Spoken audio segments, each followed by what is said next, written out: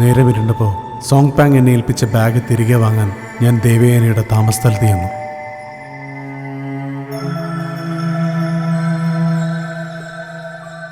എന്താ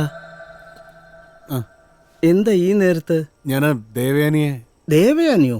അവള് പോയല്ലോ. പോയോ? എവിടെ? അപ്പോ നിങ്ങളോടൊന്നും പറഞ്ഞില്ലേ?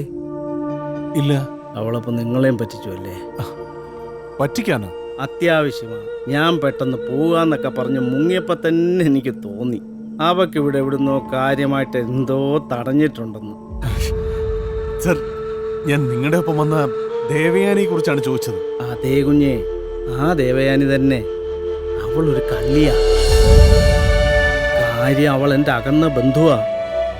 അച്ഛനും മരിച്ചു, അമ്മയും മരിച്ചു. സുഖമില്ലാത്ത അമ്മൂമ്മയും സഹോദരിയെയും സംരക്ഷിക്കാനുള്ള കഷ്ടപ്പാട് കണ്ടിട്ടാ കള്ളത്തരങ്ങളൊക്കെ ഉണ്ടെങ്കിലും ഞാൻ കൂടെ കൂട്ടുന്നത്.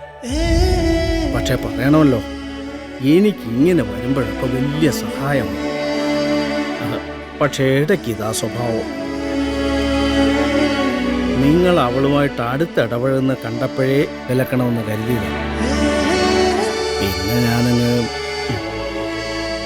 കാശ് വല്ലതും പോയായിരുന്നു. അവളുടെ വീട്, ഫോൺ നമ്പറോ മറ്റോ? തട്ടിപ്പുകാർക്ക് നാടും വീടും വല്ലതും ഉണ്ടോ? ഫോൺ നമ്പർ എന്നും പറഞ്ഞ് എത്ര നമ്പർ വേണമെങ്കിലും തരാം. പക്ഷെ ഒന്നിലും അവളെ കിട്ടത്തില്ല എന്ന് ഉറപ്പാണ്. നിങ്ങൾ വേണേ പോലീസിലൊരു പരാതി കൊടുക്കുക. വൈകുന്നേരം 4:30 സിംല ഡൽഹി ബസ്സിലാ അവൾ ഇവിടുന്ന് പോയിരിക്കുന്നത്. എനിക്കിത്രയൊക്കെ അറിയത്തുള്ളൂ.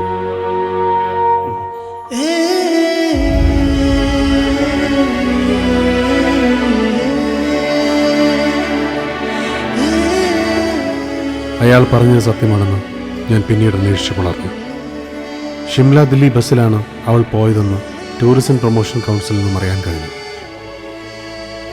എന്നെ വിശ്വസിപ്പിച്ചേൽപ്പിച്ച ആ മതഗ്രന്ഥം നഷ്ടപ്പെട്ടതിലാണോ, ആദ്യമായി സ്നേഹിച്ച പെൺകുട്ടി ചതിച്ചതിലാണോ ഞാൻ തകർന്നു പോയത് എന്നെനിക്കറിയില്ല.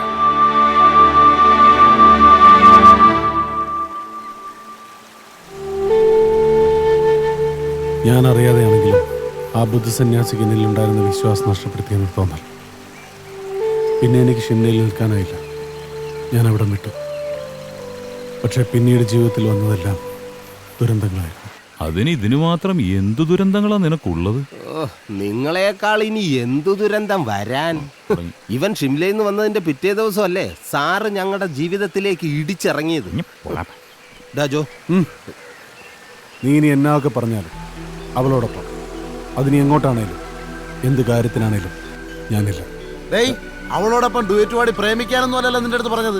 എങ്ങനെയെങ്കിലും ആ മീരാമമ്മന്റെ കയ്യും കാലും പിടിച്ച് ഇവിടെ നിന്ന് രക്ഷപ്പെടാനുള്ള വഴി നോക്കാനാ. എനിക്ക് ഒരുത്തരം കൈയും കാലും പിടിക്കാൻ പറ്റൂല. ഡാജോ, എന്റെ ഇവന്റെയും വീട്ടിലെ പട്ടിണിയും പരിവട്ടവും ഒക്കെ വിട്ടേക്ക്, ഇങ്ങേരുടെ കാര്യവും വിട്ടേക്ക്. പക്ഷെ നിന്നെക്കുറിച്ച് വലിയ സ്വപ്നങ്ങൾ മാത്രം കണ്ടു ശീലിച്ച ഒരു അമ്മച്ചിയുണ്ട് നിനക്ക്. നിന്റെ വീടിന്റെ ജപ്തിയും കഴിഞ്ഞ് അവര് തെരുവിലോട്ട് ഇറങ്ങി നിൽക്കുമ്പോ നിന്നെ ജയിലിൽ വന്ന് കാണാനുള്ള വണ്ടിക്കൂലി പോലും അവരുടെ കയ്യിലുണ്ടാവില്ല. എന്നോ പറ്റിച്ചു പോയ ഒരു പെണ്ണിനോടുള്ള വൈരാഗ്യമാണ് നിനക്ക് അതിനേക്കാൾ വലുതെങ്കിൽ നമുക്കിവിടെ തന്നെ ഇരിക്കടാ, പച്ചിലെന്തെന്ന് പോലീസ് വരുന്നവരെ. വാടാ.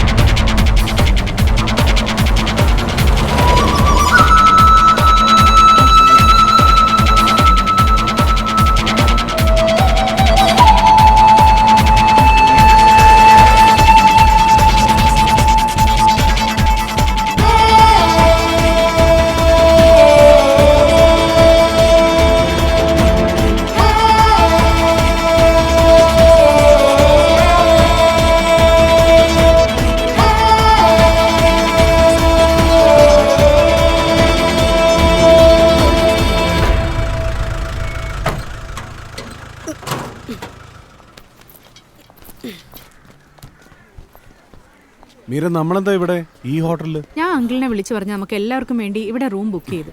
ഒന്ന് ഫ്രഷ് ആയതിനു ശേഷം നമുക്ക് ഇവിടുത്തെ മൊണസ്ട്രികൾ കാണാൻ പോ. ഈ ഹോട്ടലിൽ റൂം ബുക്ക് ചെയ്തെന്ന്. ഇതിന്റെയൊക്കെ വല്ല ആവശ്യമുണ്ടോ? ഞങ്ങൾ വരുന്ന വഴിക്ക് നമുക്ക് എല്ലാവർക്കും വേണ്ടിട്ട് ഇവിടെ താജിൽ റൂം ബുക്ക് ചെയ്തതല്ലേ. നേരത്തെ പറഞ്ഞിരുന്നെങ്കിൽ ഞാൻ റൂം ക്യാൻസൽ ചെയ്തേനല്ലോ. ഇതിപ്പോ ഫുൾ ക്യാഷും അടക്കുകയും ചെയ്ത്. അതിനിവിടെ താജ് ഹോട്ടൽ ഇല്ലല്ലോ.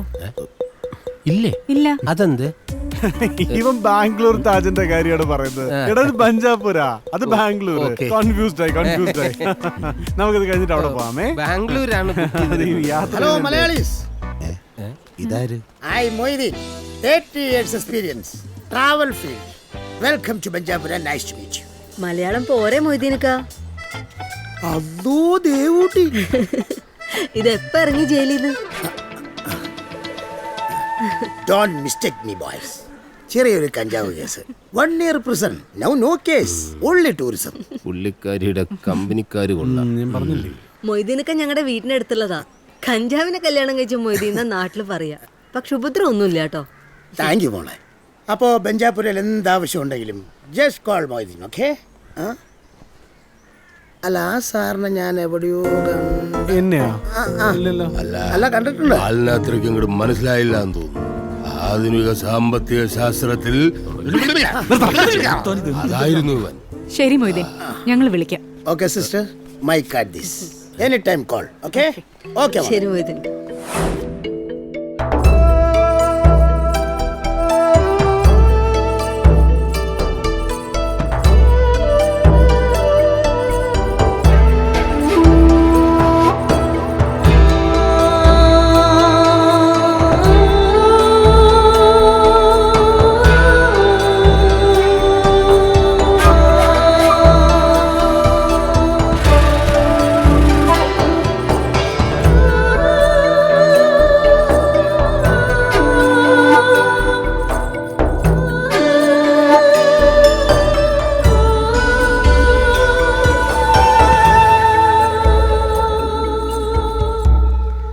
അല്ല, എന്തെങ്കിലും പ്രത്യേകിച്ച് തിരയുന്നുണ്ടോ മീര? എല്ലാ പെയിന്റിങ്സും ഇങ്ങനെ സൂക്ഷിച്ചു നോക്കുന്നുണ്ടായിരുന്നല്ലോ. 5 ടിബറ്റൻസ്, അതാണ് ഞാൻ അന്വേഷിക്കുന്ന പെയിന്റിങ്ങിന്റെ പേര്. 70s ടിബറ്റൻ കലാപത്തിന് ശേഷം ഇന്ത്യയിലേക്ക് വന്നു എന്ന് പറയപ്പെടുന്ന ആ പെയിന്റിംഗ് ഇവിടെ ബഞ്ചാപുരിയിലെ ഏതോ ഒരു ബുദ്ധക്ഷേത്രത്തിലുണ്ട് എന്ന് ഗവേഷകർക്കിടയിൽ ഒരു അഭിപ്രായമുണ്ട്. പക്ഷേ ഇവിടുത്തെ കർശനമായ നിയമങ്ങൾ കാരണം പെയിന്റിംഗ് ഉള്ള പ്രാർത്ഥനാ മുറികളിൽ ഫോട്ടോഗ്രാഫി സ്ട്രിക്ട്ലി പ്രോഹിബിറ്റഡ് ആണ്. അതിവിടെ തന്നെ ഉണ്ടോ ഇല്ലയോ എന്ന് ഇതുവരെ ആരും സ്ഥിരീകരിച്ചിട്ടില്ല. ഈ മൊണാസ്ട്രിയിലെ മേലധികാരികളാകട്ടെ ഗവേഷകരുടെ ചോദ്യങ്ങളിൽ നിന്ന് ഒഴിഞ്ഞു നിൽക്കുകയും ചെയ്യുന്നു. 5 ടിബറ്റൻസ്, അതിന്റെ ഒരു ഫോട്ടോഗ്രാഫ് നമുക്ക് കിട്ടിയ എന്റെ ഈ റിസർച്ച് അത് ഇന്ത്യയിൽ തന്നെ ഒരു അത്ഭുതമായിരിക്കും. ഇവിടുന്ന് കിട്ടിയില്ലെങ്കിൽ ഇന്ത്യയിൽ വേറെ മൊണാസ്ട്രി ഉണ്ടല്ലോ, നമുക്ക് അവിടെ തപ്പാം. ഇവരുടെ ചെലവിൽ ഇന്ത്യ മുഴുവൻ കറങ്ങാടാ, പോലീസും പിടിക്കില്ല.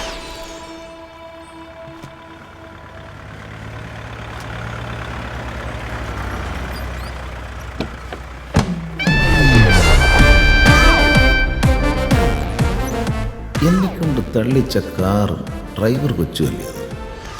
ഹലോ, നിങ്ങൾ ഇവിടെ എത്തിയോ? ഇപ്പൊ വണ്ടിക്ക് കുഴപ്പമൊന്നുമില്ലല്ലോ? ഓ ഇല്ല സർ. എല്ലാരും ഇവിടെ തന്നെയാണോ താമസം? അതെ സർ. നമ്മുടെ മീരാമാമനും 102 ഇപ്പൊ റൂമിൽ കാണൂ. ഇപ്പൊ ഷൂട്ടിങ്ങിന് പോയിരിക്കുക, കുറച്ച് കഴിയുമ്പോ വരും. ഓ ഓക്കെ, ഞാൻ കണ്ടോളാം. ശരി. നിങ്ങളെ കണ്ടാ വിടത്തില്ല അല്ലേ? അഞ്ചായിരം അടിച്ചോണ്ട് നിൽക്കാതെ ഒന്ന് വേഗം വാ സാറേ. ഇങ്ങനെ പോയാൽ അവന്മാർ ഇന്ത്യ വിടും. ചവിട്ടിക്കൂട്ടി എണ്ണപ്പാത്തി കിടത്തും. നിന്റെയൊക്കെ കള്ളപ്പെടുന്ന കഥ ആർക്കും അറിയത്തില്ല. അവന്മാരെ ഒന്ന് എന്റെ കയ്യിലോട്ട് കിട്ടിക്കോട്ടെ, എല്ലാത്തോടെ ഉരുക്കി ഞാൻ. അവന്മാരെ ഒന്ന് കിട്ടുന്നതിന്റെ 10% 20% കമ്മീഷൻ വന്നേക്കാം. ഞാൻ എന്തും ക്ഷമിക്കും, പക്ഷേ പെണ്ണുങ്ങളുടെ മുമ്പിൽ ഇൻസൾട്ട് ചെയ്യുന്ന ഒഴിച്ച് ഡോണ്ട് റിപ്പീറ്റ് ഇറ്റ്. പോയി സാറന്മാർക്ക് വിശ്രമിക്കാനുള്ള റൂമൊക്കെ റെഡിയാക്ക്. ചെല്ല്. എന്താ സാർ പ്രശ്നം? പ്രശ്നമുണ്ടല്ലോ, ഞാൻ പറയാം. നടരാജ് സാർ, കുട്ടി വരൂ. ദേ, ഇപ്പൊ പോയ നമ്പ്യാന്മാരുടെ ബാങ്ക് കൊള്ളയടിച്ച ഒരു ഇന്റർനാഷണൽ ക്രിമിനൽ സംഘമുണ്ട്. അവരെ പിടിക്കാൻ ഇറങ്ങിയതാ. അവന്മാരിവിടെ ബഞ്ചാപുരയിൽ എത്തിയിട്ടുണ്ടെന്നാണ് ഇന്റലിജൻസ് റിപ്പോർട്ട്. കുട്ടി യവന്മാരെ എവിടെങ്കിലും കണ്ടതായി ഓർക്കുന്നുണ്ട്.